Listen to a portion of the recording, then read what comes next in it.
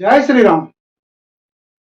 కేంద్ర ఎన్నికల సంఘం భారతదేశ ప్రజానీకానికి ఒక అద్భుతమైన, సంతోషకరమైన, ఆనందకరమైన వార్తను చెప్పింది ఈరోజు. నిజంగా అభినందించదగ్గ విషయమే. అంటే బీహార్‌లో ట్రయల్ న్యూస్ రీల్ చూయించిర్రు. ఇంకప్పుడు సినిమా బాలే. కేవలం న్యూస్ రీల్‌కే చాలామంది గగ్గోలు పడ్డారు. విపరీతమైన టెన్షన్ పడ్డారు. ఎట్లా, ఎట్లా, ఎట్లా అని. ఇప్పుడు టైటిల్స్ పడుతున్నాయి.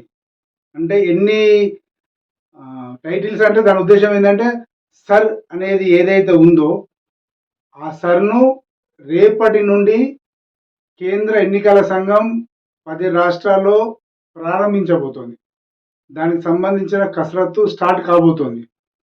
సో, దీనివల్ల 100కి 100% విదేశీయులు, విదేశీ తొత్తులు అంటే అక్రమంగా భారతదేశంలోకి వలస వచ్చి ఓట్లు సంపాదించుకొని, ఓటర్ కార్డులు సంపాదించుకొని, ఆధార్ కార్డులు సంపాదించుకొని, పాన్ కార్డులు, పాస్‌పోర్ట్‌లు సంపాదించుకొని ఎవళ్ళైతే ఈ భారతదేశంలో పౌరులుగా చెలామణి అవుతున్నారో వాళ్ళందరూ దీంతో పోకపోవచ్చు. మోస్ట్‌లీ దీంతో కాకపోవచ్చు కానీ ఇది నాంది.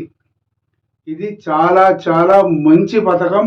మంచి ఉద్దేశంతో కూడుకున్నది. మంచి ఆహ్, చాలా సంతోషంగా చాలామంది దీన్ని అప్రిషియేట్ చేస్తున్న సంఘటన. అంటే గోవా, గుజరాత్, కేరళ, మధ్యప్రదేశ్, రాజస్థాన్, తమిళనాడు, ఛత్తీస్‌గఢ్, యూపీ, వెస్ట్ బెంగాల్, పుదుచ్చేరి, అండమాన్, నికోబార్, లక్షద్వీపులలో నిర్వహిస్తున్నట్లు తెలిపారు జ్ఞానేంద్ర కుమార్, కేంద్ర ఎన్నికల సంఘం ముఖ్య నిర్వహణ అధికారి. చాలా చాలా సంతోషం. ఎన్నికలు ఉప ఎన్నికలు జరిగే రాష్ట్రాల్లో ఇవాళ అర్ధరాత్రి నుంచి ఓటర్ లిస్టుని సీజ్ చేస్తారు. అది కామన్‌గా జరిగేదే. దాని గురించి పెద్ద అంటే ఆపేస్తున్నారంట. ఇక మళ్ళీ ఎవరు ఎలాంటి గొడవలు చేయకుండా. మరణించిన, వలస వెళ్ళిన, ఎక్కువ చోట్ల నమోదు చేసుకున్న ఓట్లను తొలగిస్తామన్నారు. ఇది చాలా సంతోషకరమైన విషయమే. ఎలక్షన్ కమిషన్ లోపట సమూలమైన ప్రక్షాళన జరగడం చాలా అవసరం. ఎందుకంటే ఒక చోట ఒక కౌన్సిలర్ ఎలక్షన్స్ లేదా ఒక గ్రామ సర్పంచ్ ఎన్నికలుంటే ఆ ఊర్లో ఒక వ్యక్తి ఉన్న వాళ్ళు, ఫర్ ఎగ్జాంపుల్ ఒక ఊర్లో ఉంటే, గ్రామంలో ఉంటే అతనికి జిల్లా కేంద్రంలోనో లేదా మండల కేంద్రంలోనో లేకపోతే ఇంకెక్కడ రెవెన్యూ డివిజన్ కేంద్రంలోనో ఇంకొక ఇల్లు ఉంటుంది. అక్కడ కూడా ఓటు ఉంటుంది అతనికి. అటు గ్రామంలో ఒకటి ఉంటుంది, ఇక్కడ మున్సిపల్ పరిధిలో కూడా ఉంటుంది. అట్లాంటప్పుడు ఏం చేస్తారంటే అక్కడ ఓటేస్తారు, ఇక్కడ ఓటేస్తారు. అది కాకుండా ఒక్కటే ఓటు ఒకే చోట ఉండే విధంగా కేంద్ర ఎన్నికల సంఘం చట్టబద్ధంగా దాన్ని ప్రక్షాళన చేయాల్సిన అవసరం ఉంది. ఇంకా చెప్పాలంటే 2 చోట్ల ఎన్నికల ఓటు ఉంచుకోవడం అనేది, అంటే 2 చోట్ల ఓటును నమోదు చేసుకోవడం అనేది క్షమించరాని నేరంగా రాజ్యాంగ సవరణ చేయాలి. దానికి ఓటర్నే బాధ్యత చేయాలి. బాబు నీకు హైదరాబాద్లో ఉంది, తర్వాత కర్నూలు ఉంది, తర్వాత జగిత్యాల ఉంది, ఇంకెక్కడ నువ్వు ఆదిలాబాద్లో పనిచేస్తే ఆదిలాబాద్లో కూడా ఉంది.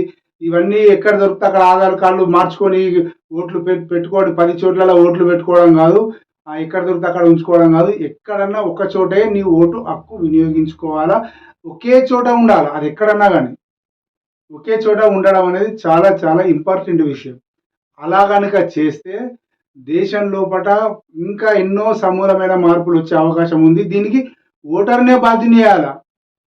బాబు అట్లా వచ్చిందా, ప్రతి ఒక్క ఓటర్ దగ్గర నుంచి డిక్లరేషన్ తీసుకోవాలా. ఇట్లా కనుక ఇక్కడే నాకు ఓటు ఉంది, ఇంకెక్కడ నాకు ఓటు లేదు, ఒకవేళ కనుక వేరే చోట ఉన్నట్టు కనుక రుజువు అయితే, నా ఆధార్ కార్డుతోటి కానీ నా ఇంకా వేరే కార్డుతో దేనితో రుజువు అయినా కూడా నేను దానికి చట్టబద్ధంగా ప్రభుత్వం తీసుకునే అన్ని చర్యలకు నేను బాధ్యుని అని చెప్పని తీసుకోవాలా.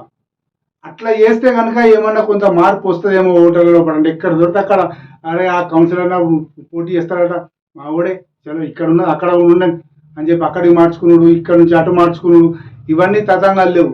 ఒకే చోట ఒకే ఓటు అనేది అది ఒక ఖచ్చితమైన నియమంగా కేంద్ర ఎన్నికల సంఘం ఆలోచించాలని కోరుకుందాం.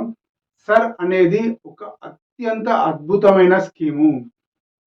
నిజంగా ఎన్ఆర్సీ సిఏ కంటే కూడా ఇది చాలా సెన్సేషన్ అవుతుంది. ఇప్పుడు ఒక్క రాష్ట్రంలో చేస్తేనే హల్చల్ అయిపోయింది మొత్తం. ప్రతిపక్షాలన్నీ అక్కడ దొంగోట్లు, ఇక్కడ దొంగోట్లు అని అంత చేతులు ఎత్తేసారు. తీవ్రంగా ఏముందంటే ఏం లేదు.